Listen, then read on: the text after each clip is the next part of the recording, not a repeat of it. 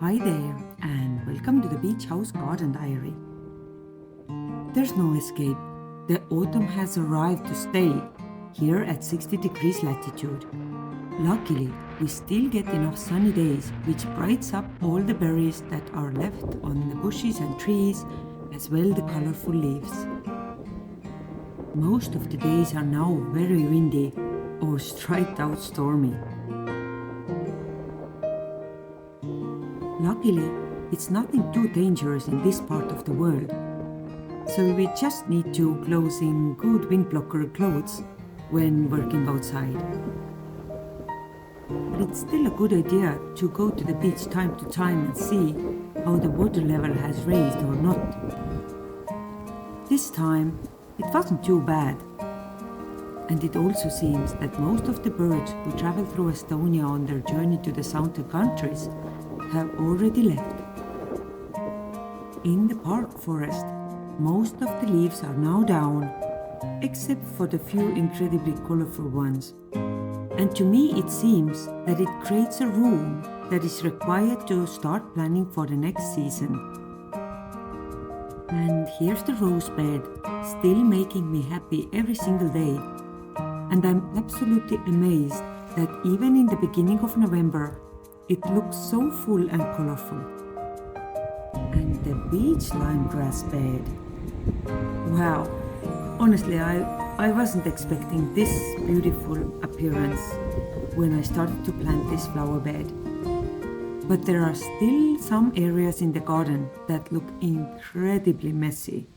So I started to make a plan on what works need to be done first in order to close the season.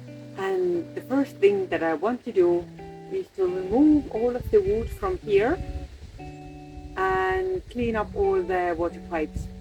So let's start from that. So first I'm moving the garden water meter, which shows that I've used more than 9 cubic meters of water to water my plants this summer. Then I start collecting my water pipes, making sure that I drain out the water from the end of the pipe before storing it. Alright, so the big pipes are removed.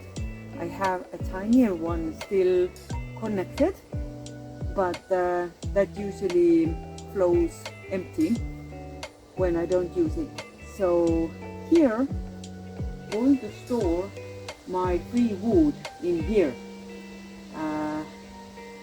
Because next year there is a plan with this area and I am super excited about that.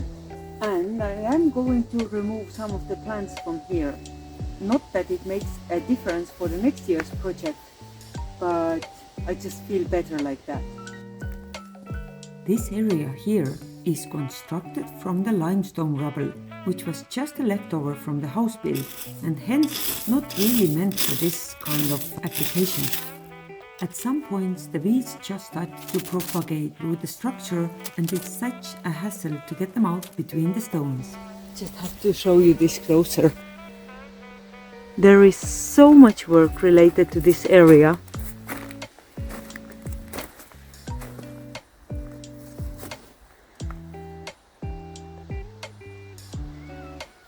So I want to change it.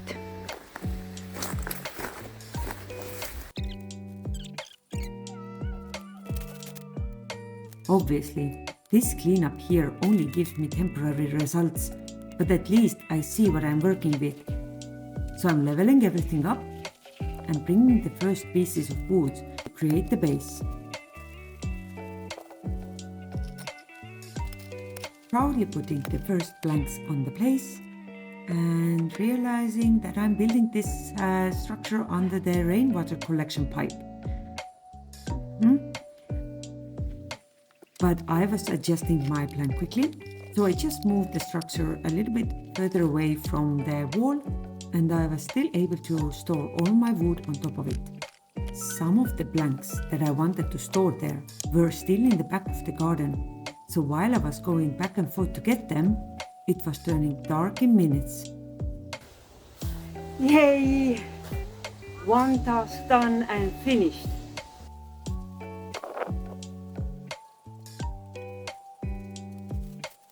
now it's finished.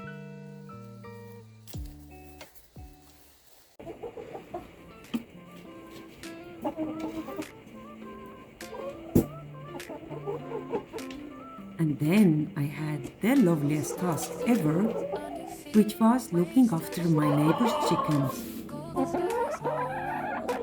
They were so funny and curious when they saw me enter to their greenhouse wearing my orange coat matching the color of their feathers.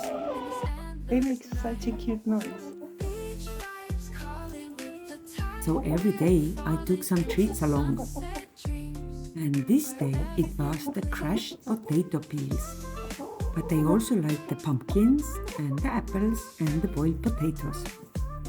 And they were so curious, probably looking for some additional food, as when I was using the selfie mode to record some video clips, they were trying to knock on the red button which would close the camera, as I think they targeted this as a possible food. I think chickens are just so cool. Alright friends, see you tomorrow. And this is the tiny corner where they hold the eggs. And they like to lay all their eggs into the same place. They don't like the other one. Alright, I had a task to collect these now. And then it was finally time to do something that I was hesitating to do the whole summer because I didn't really have a plan on how to get it done. And that task was to install the new post to hold the reference station for the EPOS-based mowing machine. As a foundation, I was planning to use these metallic, however, it was a tiny struggle to get them fit with the post. Okay, first one didn't work at all. Let's see, how would these work? A little more scraping the post with a knife, and I was able to push the foundation in. And then came the big reveal. This post was just enormously tall. That's very tall. I don't think I can kick it in. How would I do that then? Oh my. Due to the poor performance of my EPOS-based machine, I knew I needed as high post as possible, but I didn't really have a plan on how to install it. So I was first trying to press it down with my body weight, but realizing after a couple of tries that it can't be done that way. So it's official, this post will be only installed in the springtime when I get some more help. And today I'm just going to deinstall the robotic lawnmowers for the winter. Okay, now it's time to clean up all the robotic lawnmowers so that I can take them to the maintenance.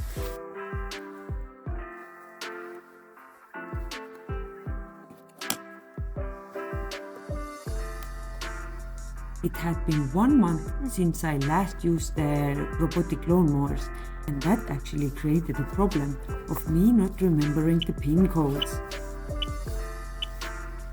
I cannot remember the pin. So I was forced to hear the loud sound of the alarm twice.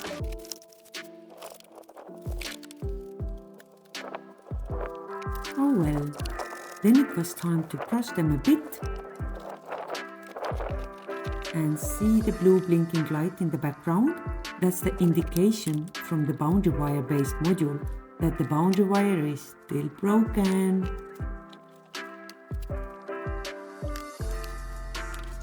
Okay, we have an exercise here. Can you fit 2 lawnmowers into a Skoda? But I managed.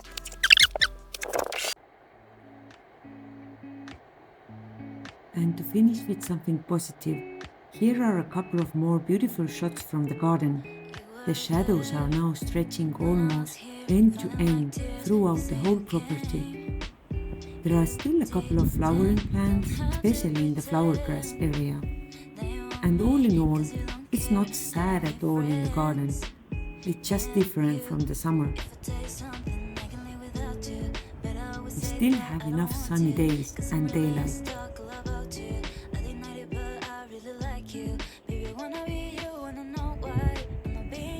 We have color even in the vegetable garden, which looks a little bit messy and still needs the final cleanup, but perhaps we get there. The only ones confused here are the syringas, who started to propagate some new leaves after being planted. But my take here is that even if there is a lot of foliage to be removed from the flower beds, I'm not gonna be sad if I can't do that, because it's gonna give an overwinter home for the bees and the bugs and other tiny living things. Thank you so much for watching this video until the end.